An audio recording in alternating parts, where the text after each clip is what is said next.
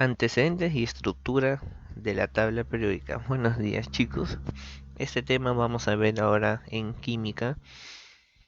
Ahora nos dicen que la tabla periódica es un instrumento que permite conocer y comprender de manera fácil las características y propiedades de los elementos químicos. Vamos a ver sus antecedentes, o sea, qué son los proyectos que se han pasado para dar inicio a la tabla periódica, las primeras tablas periódicas.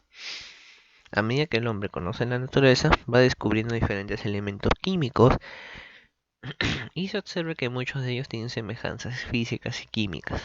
Por lo tanto, para realizar una mejor investigación, los ordena o clasifica según el criterio de la ciencia de su época. Esa era la época antigua. Pasamos a las tríadas de Dobedain en 1817, que agrupa los elementos de 3 en 3 tríadas, de acuerdo con el peso atómico. Recordemos que el peso atómico es un símbolo en donde se ubicaba la parte superior y en la parte inferior, actualmente, estamos hablando actualmente, ¿sí? Es el número atómico.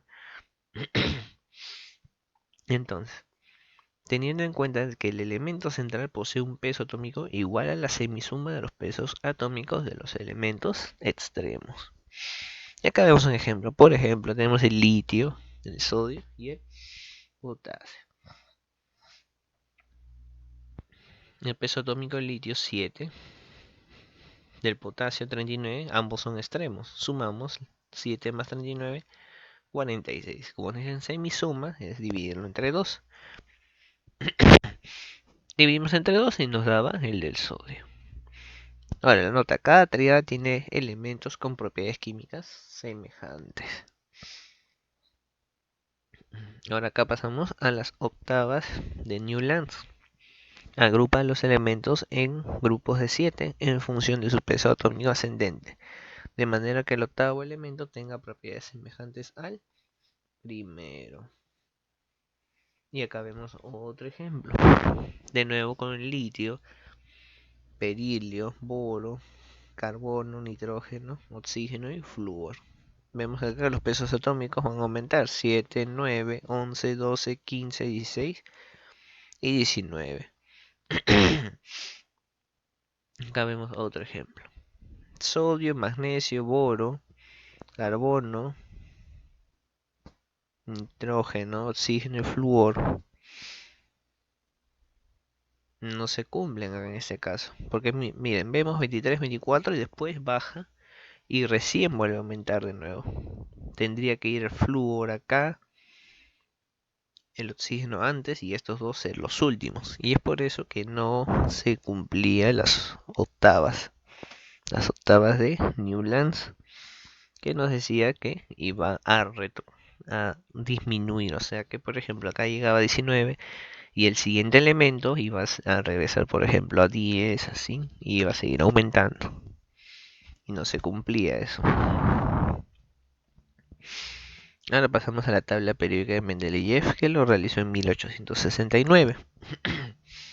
El químico ruso ordena los elementos de acuerdo con la variación periódica de las propiedades de estos. Afirma que las propiedades de los elementos están en función periódica de su peso atómico. Tenemos entonces las características de su tabla periódica. Los 63 elementos fueron ordenados en filas y columnas de acuerdo con su peso atómico. Los elementos que forman una columna van a tener características semejantes. La tabla tiene 8 columnas o grupos. Es por eso que acá se da ya la idea de los grupos. Recordemos que, por ejemplo, el primer grupo, como se les enseñó en configuración electrónica, el primer grupo tiene características similares. Tiene ¿cuántos electrones tiene? 1. Grupo 1A va a tener un electrón. El grupo 2A va a tener 2 electrones. El grupo 3A 3 electrones y así sucesivamente hasta el grupo 8A. Grupo 8A son los gases nobles. El grupo 1A son los alcalinos, o también llamados solamente térreos. El grupo 2A, alcalinos térreos. El 7A, los halógenos. También está el grupo de los nitrogenoides, carbonoides, etcétera, etcétera. Y también tenemos los grupos B. Pero en este caso se estaba refiriendo a los grupos A. Entonces tenemos acá una nota. Por la investigación realizada es considerado el padre de la tabla periódica. Y acá tenemos la tabla periódica actual de 1915. Se basa en la ley periódica de Moseley, descubierta con los rayos X. Las propiedades de los elementos son función periódica de sus números atómicos. Basándose en esta ley, Werner diseña la tabla periódica actual.